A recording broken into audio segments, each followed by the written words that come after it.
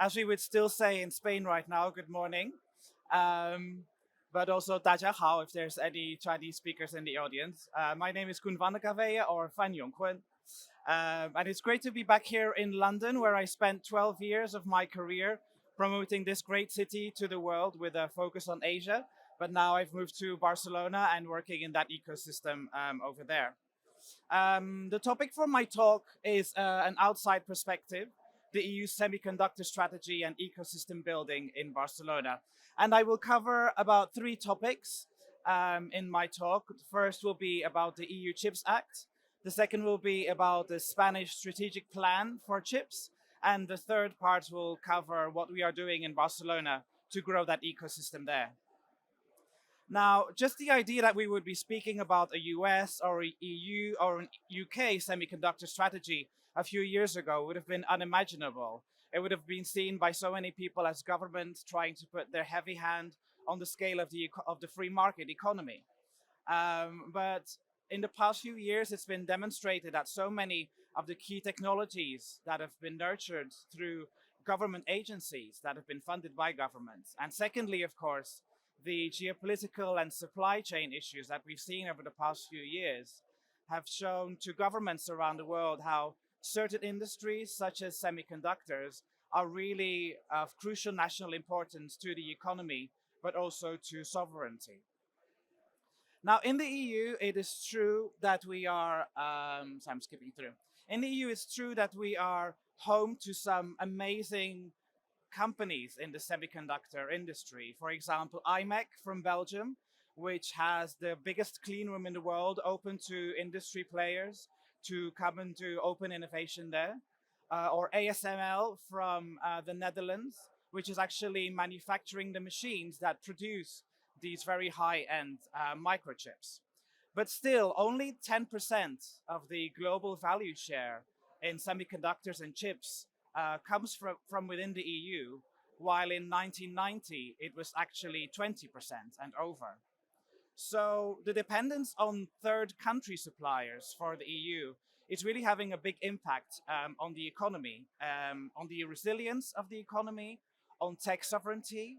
And it also means that the EU is often missing out on these kind of ripple through effects that semiconductor and chip industry can have across so many areas of the economy.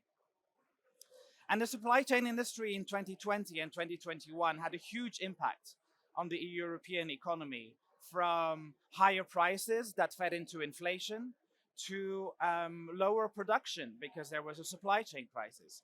And the European Commission realized it had to act, and the center of this effort is the EU Chips Act, which you can see here. Now, the stated aim of the EU Chips Act is for the European Union to play a leading role in the design and manufacturing of the next generation of microchips. And this will be achieved by mobilizing over 45 billion euros of private and public investment. Now, the process to achieve these ambitions is based on a 3-pillar structure within the EU. So the first pillar is to bolster large-scale capacity building and innovation in EU chips ecosystem. And that will happen through strengthening R&D towards smaller and faster chips, but also building design and manufacturing capacity within the European Union. Now, Pillar 2 aims to improve the EU's supply chain through a framework to bring back production capacity to 20% of global market share, and also through training a skilled workforce and attracting more talent into the industry. Now, Pillar 3 is setting up a monitoring and crisis response mechanism that goes from having a deep look at the supply chain in semiconductors and microchips, all the way through to having more collaboration with friendly nations and regions, such as the US, the UK, Japan, Korea, and Taiwan. And for us, really reinforcing EU's leadership capacity in semiconductors is critical for the future of the EU, the competitiveness, as well as tech sovereignty. And now I work in Barcelona in Spain. And what Spain has been doing with this is they've interpreted the EU Chips Act and they've put through a very ambitious plan to build and strengthen its semiconductor industry. Now, many factors contribute to industrial policy, but let's face it, most initiatives from infrastructure all the way through to education require capital expenditure, thus public funding. And the country has decided to allocate a large part of the funding from the EU Next Generation Fund to semiconductors. In total, the country has put aside 12.5 billion euros for the industry. And the Spanish project is really aiming to cover the entire value chain and has the objective to develop design and manufacturing capabilities in this sector that will projected have a great impact on the Spanish economy as a whole. And it consists of 4 lines of strategic actions. The first one is on bolstering scientific capacity, where 1.2 billion euros has been allocated. There's 1.3 billion euros for the chip design strategy. The biggest one is 9.3 billion euros for construction of production plants. And then there is 400 million euros funding to accelerate and support the hardware industry in Spain. Now, when we're bolstering scientific capacity, we absolutely must look to invest in the technologies of tomorrow. And so it won't come as a surprise that these areas that are being funded in scientific capacity include cutting-edge alternative architecture microchips, but also funding has been allocated to quantum and photonics chip development as well. And in this regard, the announcement 2 months ago that IMEC from Belgium will be setting up an R&D center in Spain is great welcome news because it's bringing an absolute world leader to the country. Now, the largest allocation of funds, as I said, of over 9 billion euros is going to the construction of production plants for microchips, which is undoubtedly the most ambitious part of this plan, since Spain currently has no production plants in its territory. And it's also the most innovative because it aspires to manufacture cutting-edge microchips under 5 nanometers. And in a global environment where there's so much fierce competition to attract these kind of companies to set up production plants, it's been great to see that Broadcom from the US they've committed to set up large-scale production facilities in the country. But with 9 billion euros available and a large part of that still waiting to be allocated, it's clear that there is still a lot of opportunity for other companies to come in and benefit from these funds. I'm going to jump to the fourth pillar, which is the support for innovative hardware companies. That's 400 million. That's been set aside for tax incentives, but also a specialized fund for startups and scale-ups in this sector with the aim to create local champions, but also to generate more demand within the ecosystem for microchips and thereby kind of creating a virtuous circle. Now, the last part, which I haven't mentioned yet, is on chip design strategy. And the reason why I haven't come to that yet is because it's actually the area where Barcelona has seen the most success. And that brings me swiftly to my last topic about how Barcelona is building our own ecosystem here.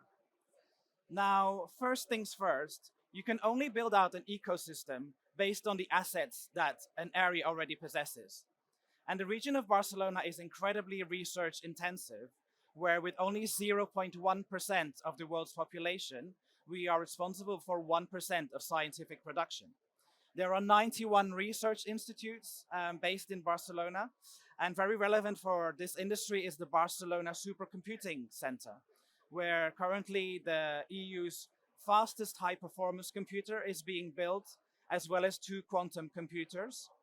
But we also possess one of the top 3 photonics research institutes in the world, as well as research institutes on high-energy physics and nanotechnology. And companies, world-leading companies such as Cisco and Intel, have recognized these assets, and they have now set up in the city their first design centers for microchips within the European Union, with the support of the funding that's available. And in Barcelona, we've also identified the need for more pilot lines to bridge the gap between prototyping and design and large-scale manufacturing, especially because we have a very vibrant ecosystem of startups, for example, in life sciences, in automotive, in quantum and photonics, which means that there is a huge demand for such pilot lines. And at Barcelona and Partners, we are currently co-leading a project to get these pilot lines installed in the region through help of the funding that's available through the Spanish government. And now we've got a strategic project, funding available, local assets to build on. But of course, the fourth area that's essential is talent.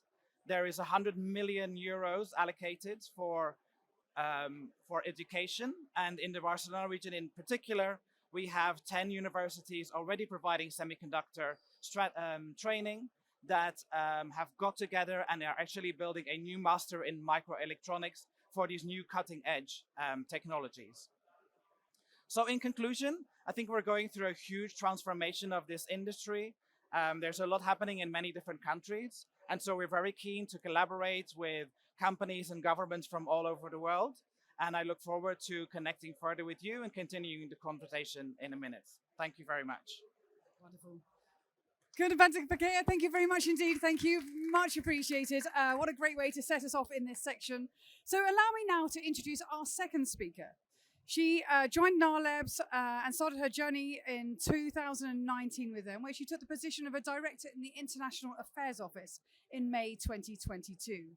She's been a program manager in National Science and Technology Council and has worked on the coordination and the management of diverse scientific projects and disciplines. The director of the International Affairs Office, please welcome to the stage, Dr. Mei Chang. Welcome. It's over to you. Thank you. Thank you. Thank you for the introduction. And about 10 years ago, when I was working in Europe, and people asked me where I'm from, and my answer is Taiwan, and most of them will be rephrased as I'm from Thailand. And I have to say, I have to explain that, oh no, it's from Taiwan, and Taiwan is a small island just besides China or near Japan. Or I can rephrase to say that Taiwan is a place that is very famous with bubble tea. So, but for now, I don't need to explain that anymore, because we are not just famous because of the bubble tea. We are also very famous with the semiconductor industry ecosystem. So that's why I would like to share a bit about the Taiwan experience with you. That's what brings the uniqueness of Taiwan semiconductor development, including what just said about the talent cultivation. So Taiwan is a small island, and it's so small that you can barely to find it on the globe. And trust me, I've tried. It's really difficult. So I will give you some numbers. With the area of 35,886 square kilometers and population of 23 million, it's about 50% and 34% of the area and population compared to UK. And however, we have occupied over 25% of global market share, which is ranked global number 2. And there are 4 capabilities that were processed that we have shown here. That we have several of them ranked at the top tier globally. For instance, the semiconductor foundry and IC assembly and testing is both ranked number 1 in the world, and it's the numbers from 2022. And we have the IC design is the global number 2. And the memory technology is global number 4 that you can see here. So Taiwan actually produced over 60% of the world's semiconductor and over 90% of the most advanced ones. And with this such a small island, how did we achieve that? We have already built a science park from the government funding, and there are original 3 science parks, and it's built up quite early. The first one is in Hsinchu in 1980. And the second one is in 1997 in the southern part of Taiwan called Tainan. And the other one, the third one, is built on 2003. And it has been continuous increasing. So now we have 20 in total, including satellite science park. And regarding to the science park funded by the National Science and Technology Council, that we also have quite a lot the industry parks in Taiwan. That's why we have a very high density science and technology parks. So with the history of the semiconductor development in Taiwan, I will give also you some numbers. In 1966, the first foundry industry has been introduced from the southern part of Taiwan.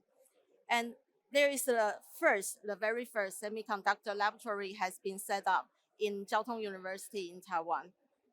And in 1976, the Taiwanese government decided that we need to develop our semiconductor industry. So they sent a bunch of people to United States, the company called RCA, for the talent training. So they bring the techniques back and then distribute to Taiwan. So we have the first IC manufacturing company set up in 1980.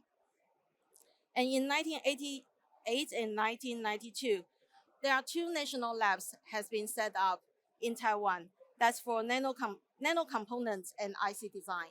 That's the one, and they lately become the one I'm going to introduce to you later.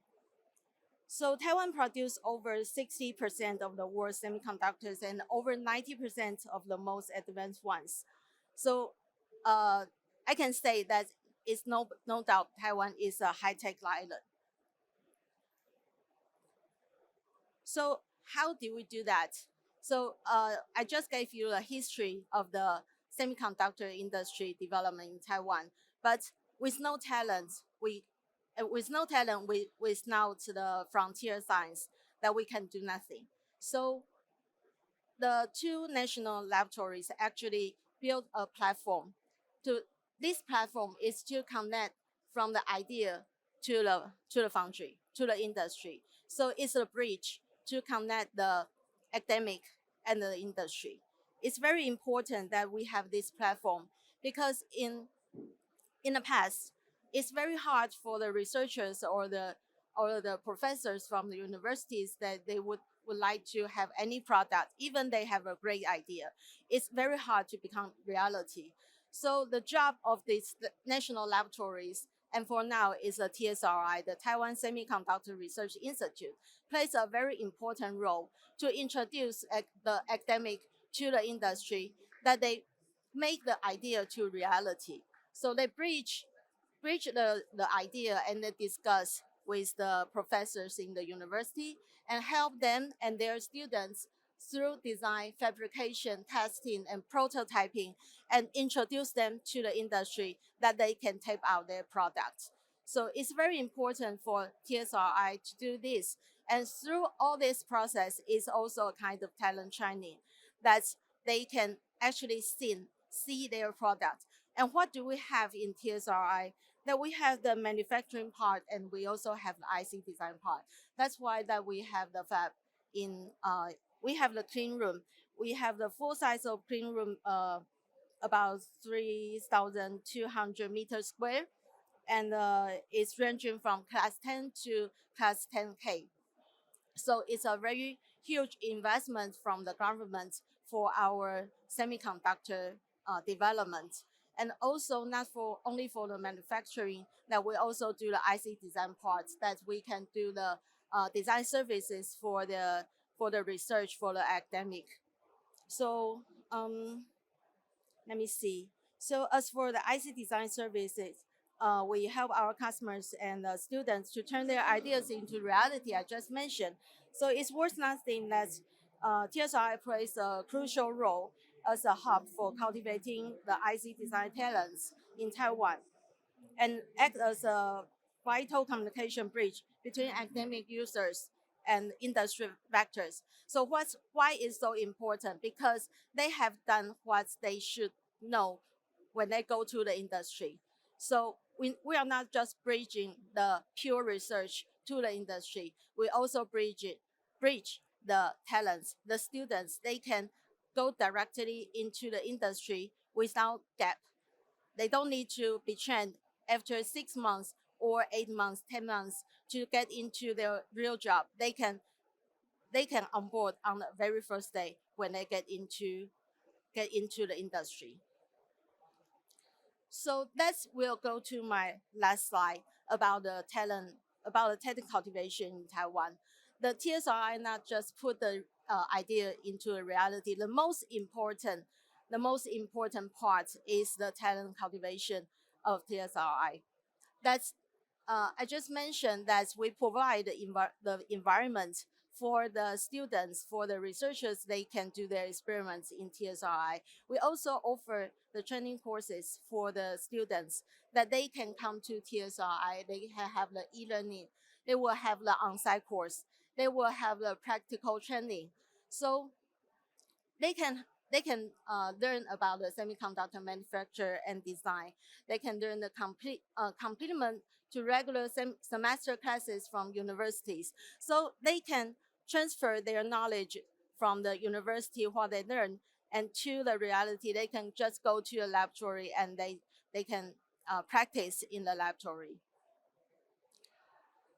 So, but not only for the local talents, because now talents is lacking everywhere. So we are also trying to connect to the world. We would like to work more internationally. So now we are trying to building the English course for the foreign students, like the international students in Taiwan, or we collaborate with our international partners that can collaborate with us. That can collaborate with us, and they can come for training in TSRI to have the courses, to have the training courses. Our first course is coming from this September to November, that to offer to the international students and also some of the particular country students that they can come and to have the training courses. So I guess that's talent is very important everywhere. That's just mentioned. It's also in Barcelona. It's a very big investment to this industry and to all the training. And so I guess I will just stop here and to give my stage back to you. Well, very good. Thank you very much indeed. Yeah. Please join me in thanking Chang. Thank you very much indeed. Now, you're going to very kindly stay on the stage. I'm going to welcome Koen Vandecaveye come back on the stage. Okay. And we're joined by a third person today. I'm sure he doesn't need to be introduced to many of you. But this week celebrates a 10th anniversary. It is the 10th anniversary of London Tech Advocates, which of course has gone truly international. Tens, if not 20s of hubs. I think the number keeps on rising every time I talk to him. Tens of thousands of members around the world. Ladies and gentlemen, please give a very, very warm welcome to Russ Shaw, CBE. Thank you. Come on up, join us if you will. Thank you. It's fabulous to have your company. So, Thank you. So I know you've been listening, Russ. I have. Intensely. I have. To we're not going to test you, but I am very keen on your Good. but on your reflections, if you would. Well, I think both presentations were excellent. Koen, I think you really articulated well what's going on in Spain and specifically in Barcelona, which is also indicative for me of what's happening all across the EU. You laid out the EU piece. Spain is moving forward. Germany's moving forward. Many EU countries are adopting detailed semiconductor strategies. Taiwan is just amazing. And I've been to Taiwan 3 times in my life. If you haven't been, I encourage you to go. Obviously, it's a beautiful place to visit, but it is changing the world in terms of what they're capable of doing and manufacturing. So I think Mei really laid out a very good picture of how thoughtful the approach is to the semiconductor bit. It's one of the lifelines for Taiwan. But for me, stepping back, and to the British audience that's here, we can't be complacent. We can't stand still. And the previous panel and your discussions even from earlier today about the UK semiconductor strategy, we have to move forward. We've set up this group, this CHIPS coalition, bringing together all kinds of leaders to get behind the semiconductor sector. I get to travel the world with what I do with Global Tech Advocates, and I was in India last year. I was in Thailand earlier this year. Obviously, the US with its CHIPS Act, the EU, Taiwan, Japan, everybody is moving forward because they understand that chips and semiconductors are the future foundation for this amazing technological progress that we're making. You need these advanced chips for smartphones, for computing power, for generative AI. And so getting these two snapshots of what these two countries and regions are doing, absolutely critical. It's happening everywhere. And those that can implement successfully on the talent piece, which I thought you raised really well, on the overall, how are you bringing the city together, which I think you touched on, Koen, is the key way forward. And we must adopt a similar approach here in the UK. And one of the things that I'm really sort of take from many discussions we're having with many people. One is the attitude towards policy and support, and that came through loudly and clearly. And the second is commitment of investment, which is phenomenal. And I wanted to ask you, Russ, so I was sort of lightly remarking that every time I talk to you, there's another chapter open. but you've recently been in Arizona, and also you talked about your activity in India as well. Yes. Just share some of the things that are going on there. Yeah, sure. So through Tech London Advocates, we do have an Arizona chapter. That's, I think, interesting for these discussions. I think Arizona, Phoenix, is going to be the chip center for the United States. TSMC is opening up their very first fab in North Phoenix. I grew up in that part of the world very soon. And across the freeway, Intel is doing the same thing. So two behemoths setting up in Arizona, a lot of talents going there. You've got the CHIPS Act that the Biden administration has launched, a lot of money going behind it. One of their key challenges is talent, which is relevant back to the point that you made. I've spent a lot of time traveling to Asia, to India. I was in Bangkok earlier this year. They're moving forward on chips. India, I was in Bangalore last November to visit the Center for Nanotech and Semiconductors. The Indian government has a massive strategy to be a very significant player. I got to ask some leaders why the change, and they felt, going back to the pandemic, they were hugely exposed because of the chip shortages. And they said, we cannot be in that position ever again. Obviously, China has its Made in 2025 approach. There are a lot of geopolitical tensions there. Japan is moving very aggressively to be a significant chips player. So for me, being on the ground in these different places, meeting great people there, really gives me great insights as to what do we need to do here and how do we make these connections. And maybe one other point, and why this Semi-Impact Summit has been so important for me, it's been about bringing Taiwan and UK semiconductor leaders together. And I think we can learn a lot from the Taiwanese. We've met many Taiwanese companies who really want to work with UK companies, with UK leaders in terms of forging a deeper tie between the two in this area of semiconductors. So that to me is music to my ears. I wonder if I could just sort of explore that a little bit further, because again, sort of taking a bit of a step back, what I'm observing is, how can I put this lightly, some gentle competition, regional competition, which is very healthy, but also this overriding message about the power of collaboration. And just before I sort of bring in others on the panel as well, I'd just love to get your thoughts about, and you mentioned there about the UK-Taiwanese collaborations. Yes. Other collaborations on an international scale that you're really sort of paying attention to? Well, more from a UK point of view, the semiconductor strategy was announced in May. Previous to that, we had pushed really hard on the UK government to say, get the strategy out. Everybody's moving forward. A key component of the UK semiconductor strategy is international collaboration. And for me, this is actually one of the first events since that strategy has come out that's really demonstrating how UK and Taiwan semiconductor sectors are coming together. Yes, there's a degree of competition, and I think particularly on talent, because every place I go is struggling to provide the talent needed for the growth. The growth is going to be phenomenal. We've seen chips go into smartphones. We see it going into the automotive industry, cloud computing, and now AI with these large language models is going to suck up so much of the needs that we're going to have in the chip sector. So partnerships, collaboration, coordination across markets, I think is going to be the way forward. So there's going to be competition. You see that clearly between the US and China.